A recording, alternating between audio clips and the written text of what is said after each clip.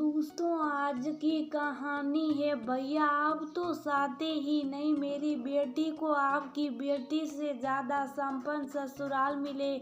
दोस्तों, कहानी शुरू करने से पहले अगर हमारे चैनल को सब्सक्राइब नहीं किया हो तो कर लीजिए ताकि आपके पास पहुंचे हर नया वीडियो। बड़े भागों वाली है हमारी बेटी, बहुत भ्रष्ट खानदान से रिश्ता आया है। उसके लिए सबसे बड़ी बात उसके रूप गुणों पर रिझ कर खुद से रिश्ता मांगा है। मैं ना कहती थी कि हमारी लाड़ों को तो कोई भी मांग लेगा। निरुपमा जी घर में घुसते ही बोली, क्या हुआ अम्मा, क्यों इतना शोर मचा रही हो? निरुपमा जी के बेटे किशन ने पूछा। वह जो मेरी सहेली है ना कुमुद, उसका पोता अमेरिका से डिग्री लेकर आया। उस दिन सत्संग में टीना मेरे साथ गई थी तो कुमुद को वह पसंद आई। अरे आती भी क्यों नहीं, हमारी टीना है भी तो इतनी सुंदर और पढ़ी लिखी, जिस घर जाएगी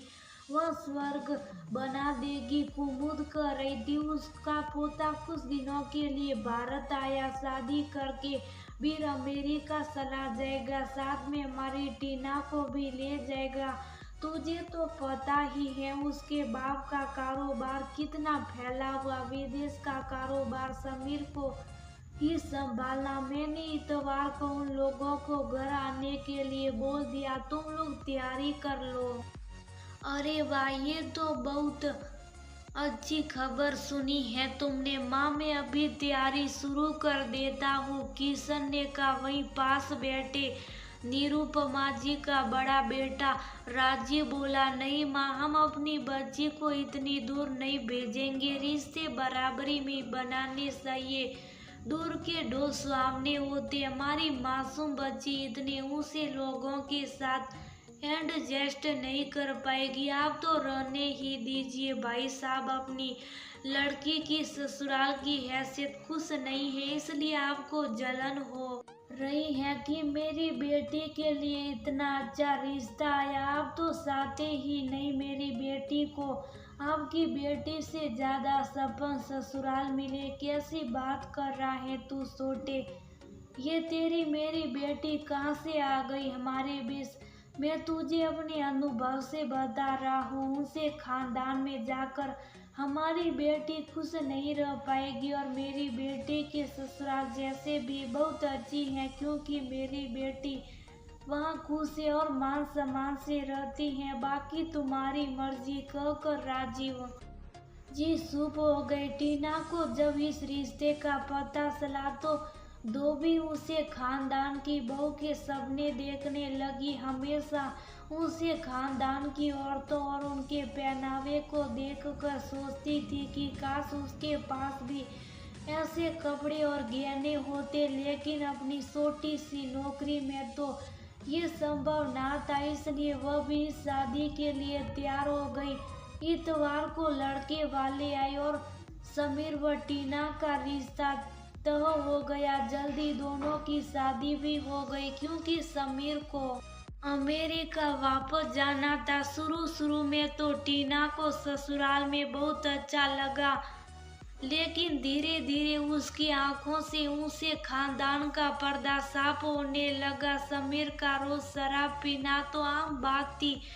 खैर, शराब पीने की बात को टीना ने नजरअंदाज कर दिया, क्योंकि उसके हिसाब से तो ये आजकल का फैशन है। कुछ दिन बाद वे दोनों अमेरिका चले गए। यहाँ आकर मॉडर्न कपड़े पहनकर टीना अपने को किसी हीरोइन से कम ना समझती, लेकिन जल्दी टीना ने महसूस किया समीर की उसमें दिलचस्पी कम हो रही है। एक दिन समीर घर आकर बोला, आज एक क्लाइंट के साथ डील पकी हुई है, उसने पार्टी रखी है, तुम्हें भी चलना, तैयार हो जाना। टीना खुशी खुशी तैयार हो गई समीर को रिझाने के लिए। उसने उसकी पसंद की वेस्टर्न ड्रेस पहनी। जब पार्टी में पहुंची तो समीर वहां अपनों महिला मित्रों से गले मिल रहा था, किसी किसी के साथ तो वह किस भी कर रहा था। टीना को बहुत बुरा लगा। टीना अकेली खड़ी रह गई और समीर अपने दोस्तों के पास चला गया। टीना वहीं एक टेबल पर बैठ गई। वह बहुत कोशिश कर रही थी लेकिन उस माहौल में अपने को एडजस्ट नहीं कर पा रही थी। तभी उसने देखा कि समीर एक लड़की की कमर में हाथ डालकर डांस कर रहा। वह ये दोनों एक दूसरे से इतना चिपके हुए थे कि शायद उनके सांसें भी आपस में टकरा रही थी। टीना को बहुत गुस्सा आ रहा था। तभी एक लड़का टीना के पास आया और उसे डांस और शराब के लिए ऑफर किया, लेकिन टीना ने मना कर दिया। टीना को वहाँ घुटन महसूस हो रही थी। वह समीर को बिना बताए घर आ गई। सुबह को जब समीर घर आया, टीना का ऊपर बहुत गुस्सा हुआ। तुमने मेरे दोस्त के साथ डांस करने को क्यों मना किया? मैं भी तो उसकी पत्नी के साथ डांस कर रहा था। मैं किसी और के साथ डांस नहीं कर सकती, ना ही शराब पी सकती हूँ। यहाँ ऐसा नहीं चलता। यहाँ तो सब खुला है। बड़े घरों में तो इस तरह की पार्टियां आम बात है। मम्मी ने कहा था कि धीरे धीरे तुम सब सीख जाओगी, लेकिन तुम तो अभी तक अपने घर के हिसाब से चल रही हो। मेरे साथ ऐसे नहीं चलेगा। तुम्हें मेरे हिसाब से चलना पड़ेगा। यहाँ रहना है तो यहाँ का कल्चर अपनाना पड़ेगा। समीर सीख कर बोला, मुझे घर वापस जाना। समीर ने टीना को अकेले वापस भारत भेज दिया।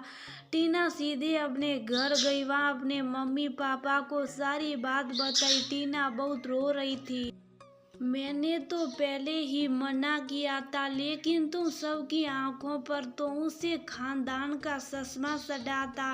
राजीव जी बोले। किशन जी और निरुपमा जी समीर के घर बात करने पहुंचे। राजीव जी भी साथ में गए। कुमुद, तूने मेरी सहेली होते हुए मुझे अंधेरे में रखा। तेरा पोता इतना बिगड़ा हुआ है, तूने मुझसे ये सब क्यों छिपाया?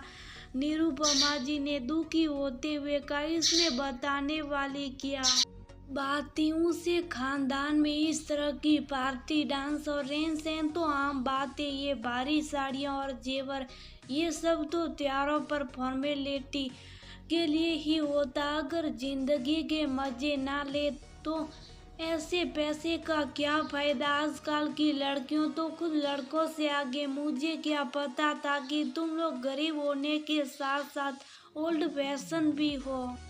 मैं इसलिए आपसे कहा था कि रिश्ते बराबर वालों से होने चाहिए, लेकिन आपको पता नहीं क्या दिखा इस लड़की में जो इसे घर की बहू बना लाई। कुमुद जी की बहू समीर की माँ बोली, हमें नहीं पता था कि तुम लोग ऐसी सोच के होंगे। ये सत्संग और अपनी संस्कृति का दिखावा करते हो तुम लोग, वरना तुम्हारे घर का तो पानी भी पीना पाप है। निरुपमा जी बोली, तो क्यों खड़ी हो? लेकिन लेकर जाओ अपनी पोती को यहाँ से।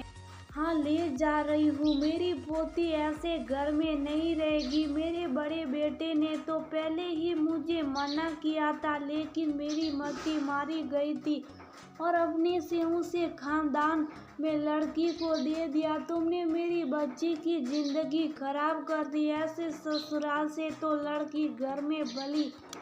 भाई साहब, मुझे माफ़ कर दीजिए। मैंने आपको बात नहीं मानी, बल्कि आपको बहुत बुरा भला कहा। अगर आपकी बात मान लेता तो मेरी बेटी की जिंदगी खराब ना होती, लेकिन अब पछतावे किया वो तो किया। जब सीढ़ियाँ सूंघ गई खेत, कुछ ही समय में टीना और समीर का तलाक हो गया। अब टीना को भी समझ आ गया था कि दूर के ढोल सामने होते हैं। सही बात है, रिश्ते बराबर वालों के साथ ही बनाने चाहिए।